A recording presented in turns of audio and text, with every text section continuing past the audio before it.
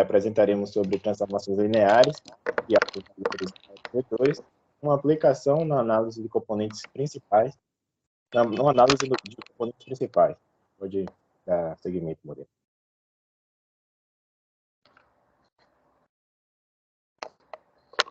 Os conteúdos abordados aqui para o entendimento da análise de componentes principais serão os fundamentos da análise do componente principal, PCA, transformações lineares de variáveis, combinação lineares de autovetores, arranjo de dados, matriz de dados, autovalores, autovetores, estimação de componentes principais e análise das componentes principais e uma aplicação no Scilab. Pode seguir.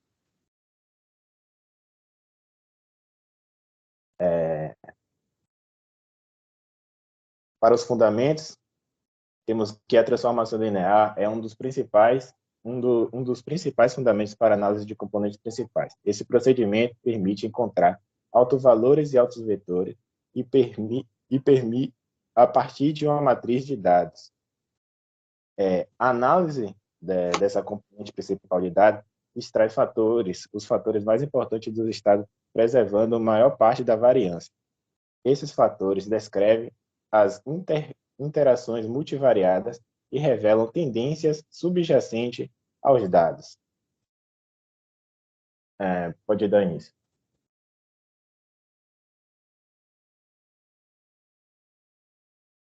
As transformações lineares são importantes pela rotação do eixo. Ele é responsável por rotacionar o eixo do peso, do peso que é atribuído a essa variável, assim também como a matriz de score. Para os pesos, são atribuídos os altos valores, que é lambda de T ou de A. São as raízes da equação. Substituindo os valores aqui da matriz de transformação, você dará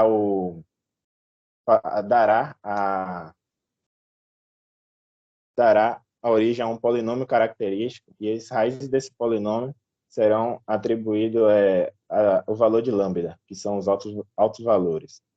E os altos vetores de T para A encontrado através dessa equação aqui de baixo, que é representada por a matriz de transformação menos o lambda multiplicado pela matriz de identidade e um vetor genérico igualado a zero.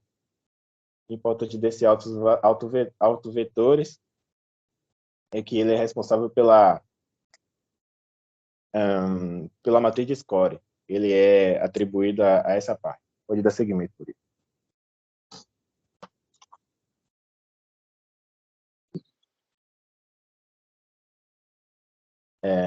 Para encontrar um valor de autovetores, é necessário que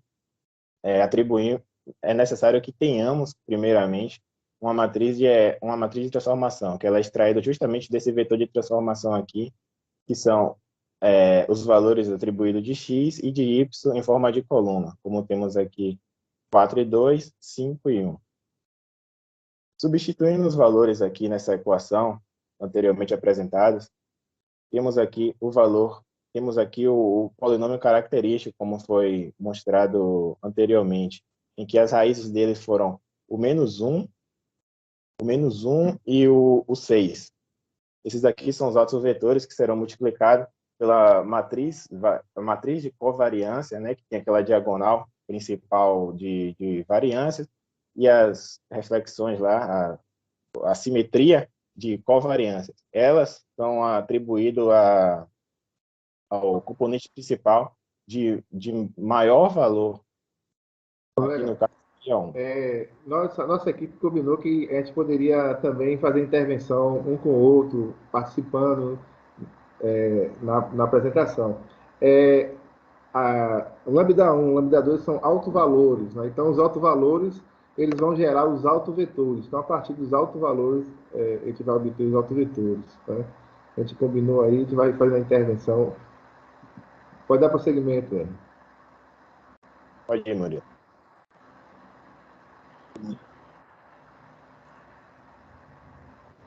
aqui para encontrar os autovetores, como já tínhamos o valor de lambda, que é -1, atribuímos aqui um vetor V genérico a essa equação anteriormente apresentada, que é a matriz de transformação menos lambda 1 multiplicado pela matriz identidade, multiplicado por esse vetor genérico igualado a zero.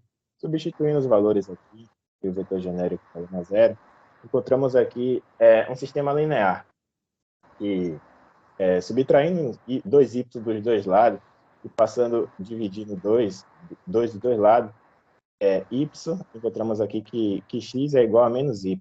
E substituindo os valores aqui de x e y, temos que menos y e y é o vetor, é o autovetor desse lambda 1. E tendo um dos seus representantes aqui, -1 e 1.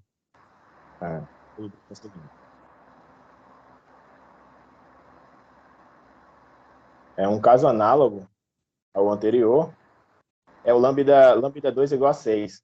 E esse daqui, no caso, seria representado lá na componente principal como a variável principal do estudo, entendeu? Ela representaria a maior variância para análise. E o vetor genérico, fazendo novamente aqui as substituições, encontramos aqui que no sistema linear, x é igual a 5 meio de y. Isso implica que o autovetor de lambda 2 é igual a 5y de 5 sobre 2 de y e y, com seus correspondentes 5 sobre 2 e 1.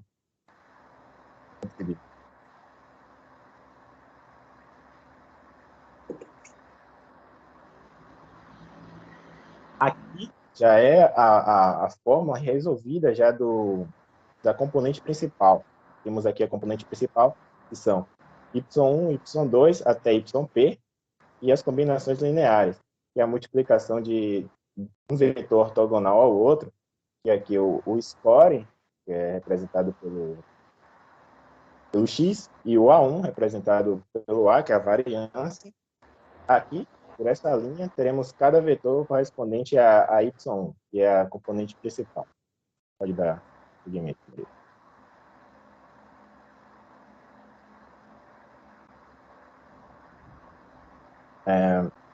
No caso de arranjos, eles são necessários mais para uma análise, estudo de muitas variáveis. Como esse problema apresentado anteriormente foi algo simples, algo para demonstrar como encontrar, só que se fosse atribuído várias variáveis, ficaria muito complicado e a chance de erro seria muito grande. Então, para uma análise de dados de quantidade de variáveis muito grande, é necessário o auxílio de um software. Aí, organizando os dados aqui dos objetos, que pode ser pessoas, ou função, ou relação à substância, e as suas variáveis, podemos colocar esses dados no software e ele dá um resultado da variância lá, quem variou mais, a sua componente principal. Então você apresentou aí a questão aí de um cálculo simples, né, com a matriz 2x2, aquele cálculo que você fez de alto valor e alto vetor, mostrou a mecânica do cálculo, né, o procedimento do alto valor e do alto vetores, e aí agora eu e Murilo, a gente vai dar prosseguimento aí a uma discussão mais conceitual. Então a gente não vai mais se ater ao procedimento do cálculo, mas mais a questão conceitual de como obter análise de componentes principais. É isso, Murilo? É isso. Bom, vamos dar esse segmento aqui ao trabalho, né? Murilo, já no início. E vou falar aqui agora sobre a matriz de dados. Bom, já partindo para uma questão mais aplicada, né, do nosso tema, temos aqui a matriz de dados, onde x, né, de n por p, onde nossos indivíduos localizados na coluna 1, ele possui suas variações, que resultam na matriz de correlações da sua somatória. Bom, aqui né, mostra-se que a diagonal dessa matriz, ela representa a variação das variáveis das matrizes de dados. Bom, passando aqui para essas matrizes de dados, nós temos aqui, a partir da matriz X de dados de ordem N por P, podemos fazer uma estimativa da matriz de covariância da somatória da população P, que representaremos por essa. A matriz S é simétrica e de ordem P por P. Bom, temos aqui, né, um exemplo de matrizes, onde aqui temos a nossa variância, nossas covalências, infinito até a covalência de X, P, X. E aqui, nas suas seguintes colunas. Bom, autovalores. Bom, a matriz do score, né, que é relacionada a cada variável de altos vetores. Temos aqui, para que encontrar esses componentes principais, tem que ser resolvida a equação característica da matriz S ou R, isto é, aplicando essa forma aqui, det da correlação de lambda de I, da correlação menos a lambda de I igual a zero, ou o módulo da correlação menos o lambda de I igual a zero. E aqui temos que uma matriz representativa, e aqui com a obtenção dos altos valores determina-se os altos vetores, seja a matriz dos altos vetores A, I e J. Temos uma matriz representada,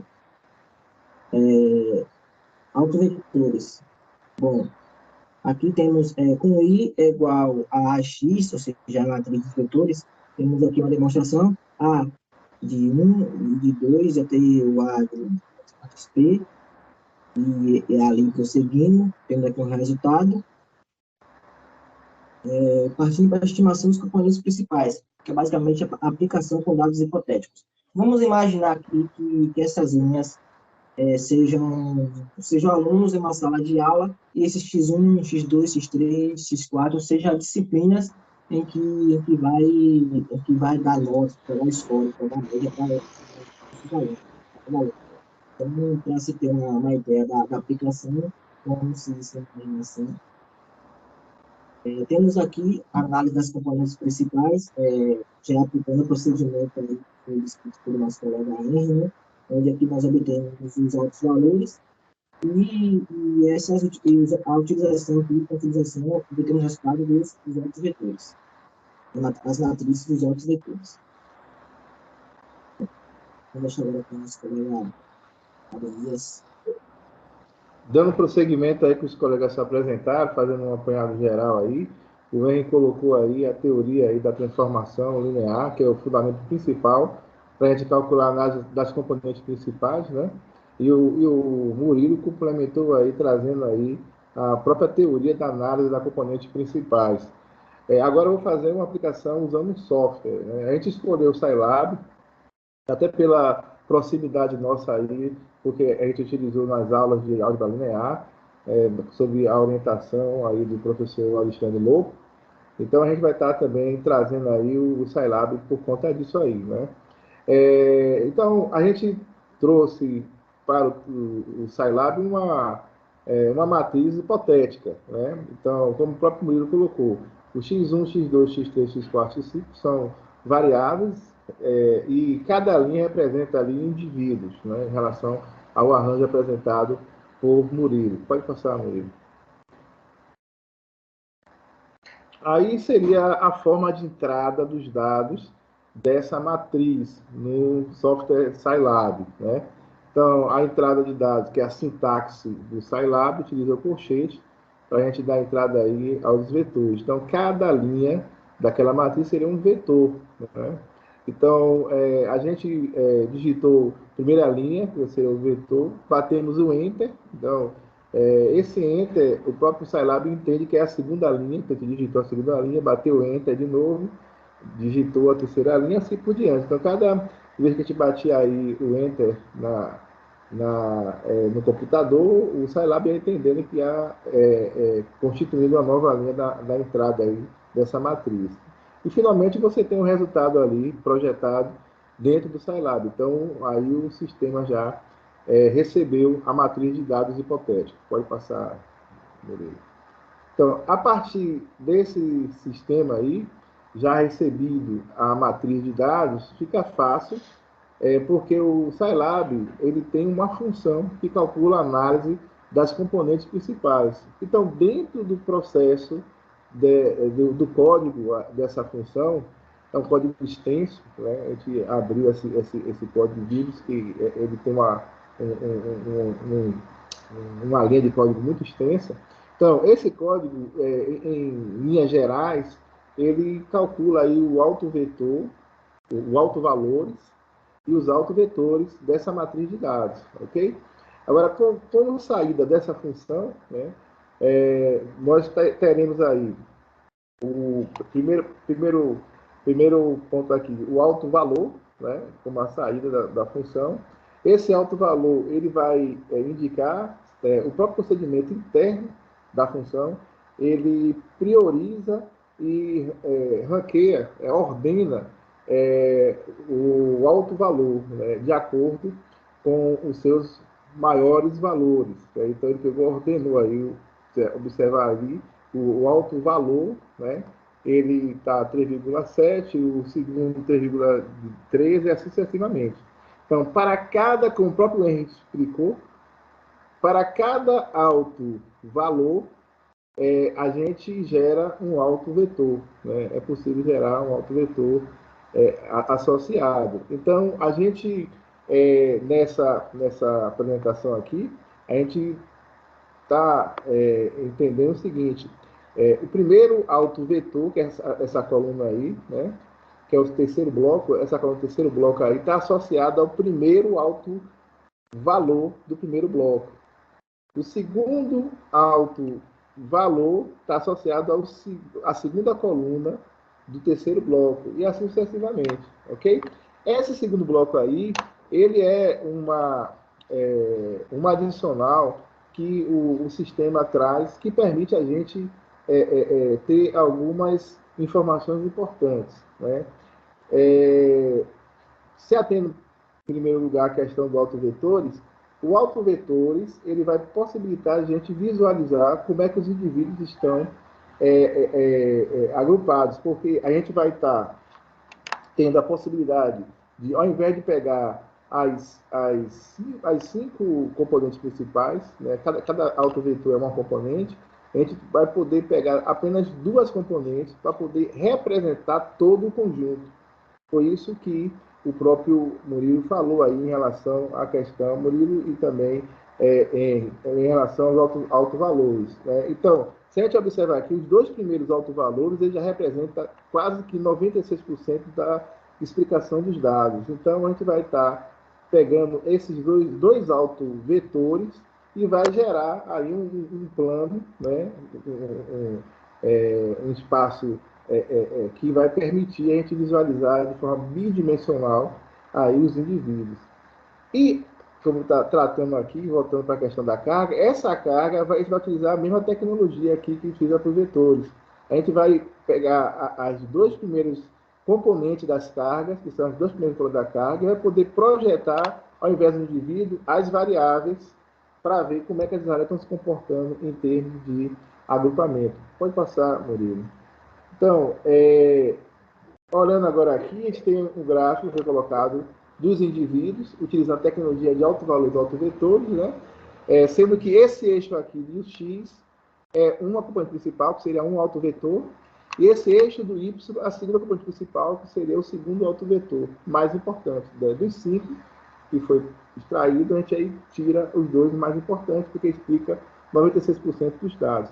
A partir daí, a gente consegue entender a estrutura dos dados em termos de formação de grupos dos indivíduos. Então, a gente pode aqui já observar que no centro aqui eu tenho já uma nuvem de pontos, uma pequena nuvem de pontos, que representa um grupo homogêneo. Então, esses indivíduos aqui, eles formam um padrão de grupo.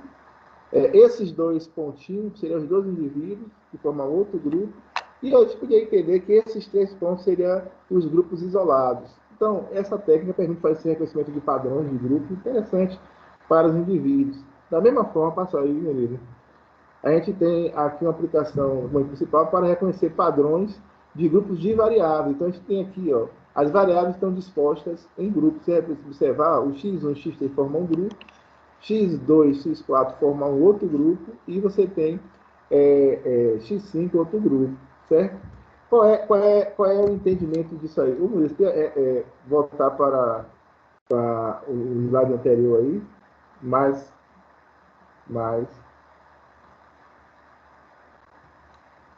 Emílio está retornando, volta mais, para a gente ver agora, voltando agora para aquela. Vamos voltar aí, pronto, voltando para a coluna inicial. Pronto. Depois de chegar nas coluna principais, vamos entender aqui. Então, a análise, ela identificou que a gente tem variáveis que formam pares, né, ou grupos, que permite a gente, por conta de uma redução de informação, o analista ele pode muito bem querer extrair da análise uma dessas variáveis, né, com aquela informação que a coluna principal deu. Então, a gente pode muito bem tirar, por exemplo, eu vi que x1, x3 formou um grupo. Então, eu posso escolher tirar essa x3 desse grupo, né, e x2, x4 formam um outro grupo. Então, eu tiro x4. Então, eu poderia, essa matriz aqui, poderia reduzir para x1, x3, x5, por exemplo. Então, vai ficar com 5 variáveis. Eu poderia ter uma análise apenas com 3 variáveis. Então, a análise de principais é interessante porque, se você tivesse 100 variáveis aí, né, digamos assim, você poderia reduzir essas 100 variáveis em 1 a 3 variáveis aí mais importantes, que identificam mais importante. Ou você ainda pode representar essas variáveis apenas por 2 componentes principais, que é outra perspectiva. Ao invés de você representar a variável original, você pode representar todo esse conjunto por 2 componentes principais, né? Vamos ficar por aqui. Queria agradecer a